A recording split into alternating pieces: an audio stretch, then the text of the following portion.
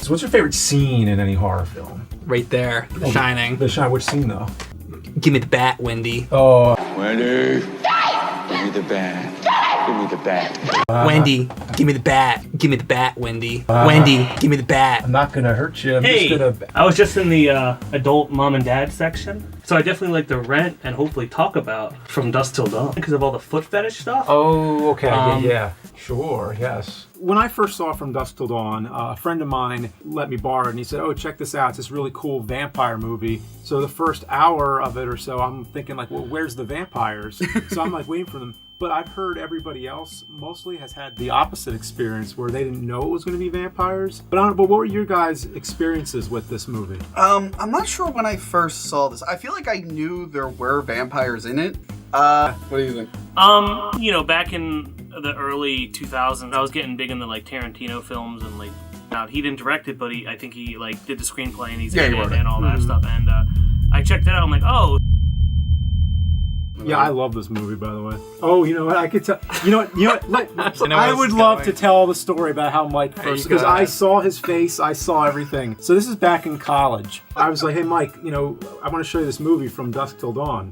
And I don't know if you even knew anything about the movie. I don't know anything. Yeah. And I was like freaking out because I was like, oh my god, I can't. But Yeah, go ahead. So I'm watching From Dusk Till Dawn with Mike, and this is back in college. We're watching. I think you're really enjoying it too. Like we're watching the whole part, you know, in the first hour or whatever, and you're getting more and more interested. I'm waiting for the vampire part to come and see how you react to it.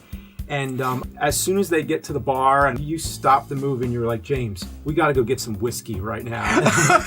And I'm like, "Oh, but we really, you got to keep watching." He's like, no, James, we will. I'm loving this movie, but we really need some whiskey to go with it. So we go out and we get this bottle of whiskey and we come back.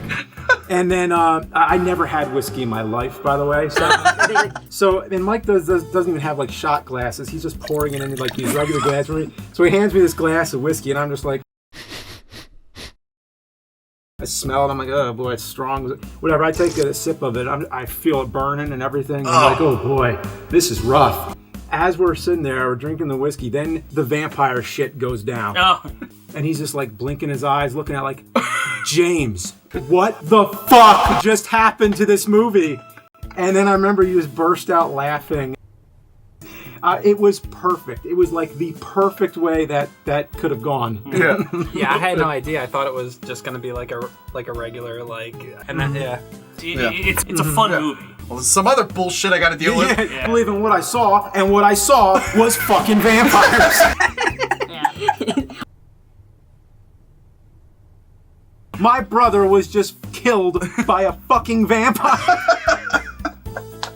Because it's hard to see it differently, but like, what would happen if there were no vampires?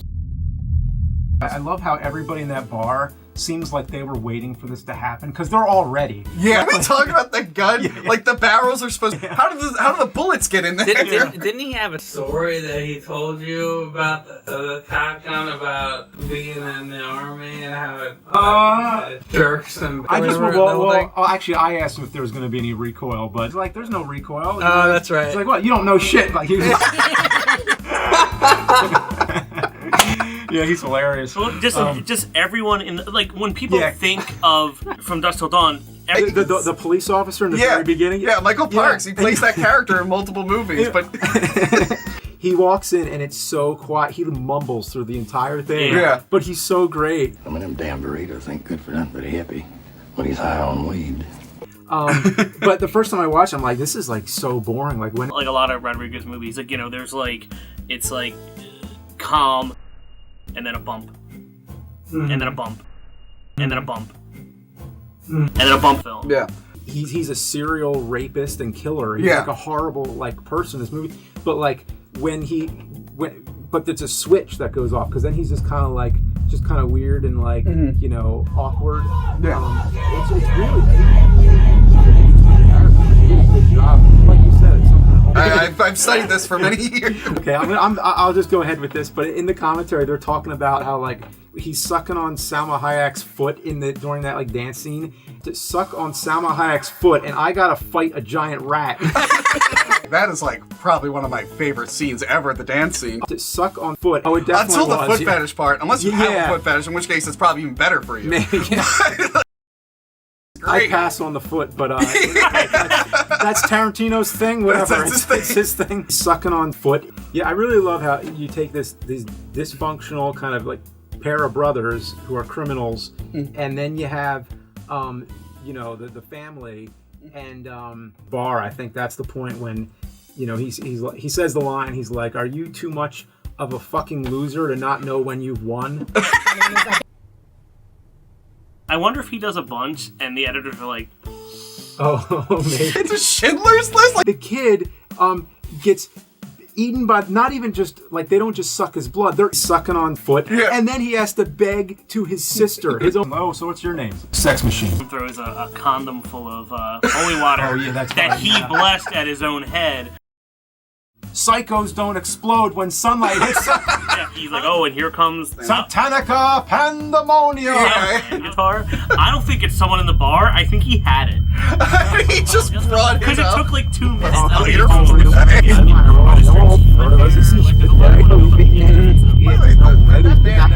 They play the show and leave. Fuck you. Sounds pretty good. Oh my god. I still have like half a page of notes for Dustin. I'll just like to highlight We just have like read them down. One thing, there's a really funny outtake which I showed you on the Oh DVD. my god. George Clooney, he gets so fucking pissed, like he hits the table, and Here's the whole time he's holding onto the actress's head and Yeah. freaking out. You can tell she's like terrified. Yeah. Because like I don't think you guys noticed, like watching bloopers, everyone laughs.